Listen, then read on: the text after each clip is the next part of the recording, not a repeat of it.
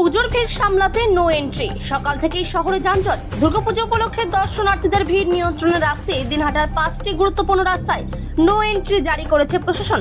চতুর্থী থেকে প্রতিদিন বিকেল 4টা থেকে ভোর 4টা পর্যন্ত এই নিয়ম কার্যকর রয়েছে।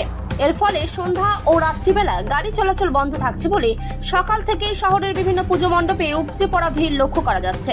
দূর দূরান্ত থেকে আসা দর্শনার্থীরা সকালেই টোটো, অটো, 2 চাকা ও 4 চাকা গাড়ি নিয়ে মণ্ডপ দর্শনে বেরিয়ে পড়ছেন।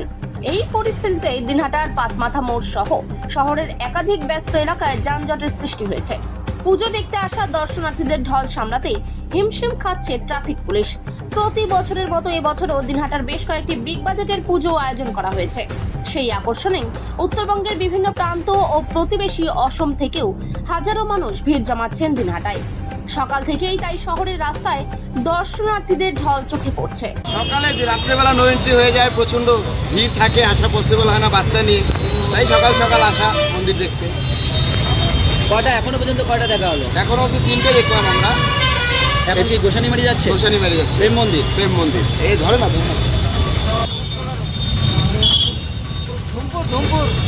ঠাকুর দেখতে এত সকালে কেন, এত আগে কেন? আগে আসলেন কেন? বললাম এত তাড়াতাড়ি আগে আসলেন না কেন? রাত্রি কেন না? কেন তুফানগঞ্জ থেকে এখন কেন? পরে ভিড় হবে বলে। আচ্ছা, কি নাম আপনার? এখনো পর্যন্ত কয়টি দেখলেন? নামেননি এখনো। এই আদর্শ ক্লাব দিয়ে শুরু হবে প্রেম মন্দির। আর প্রেম মন্দির দেখতেই আসছেন?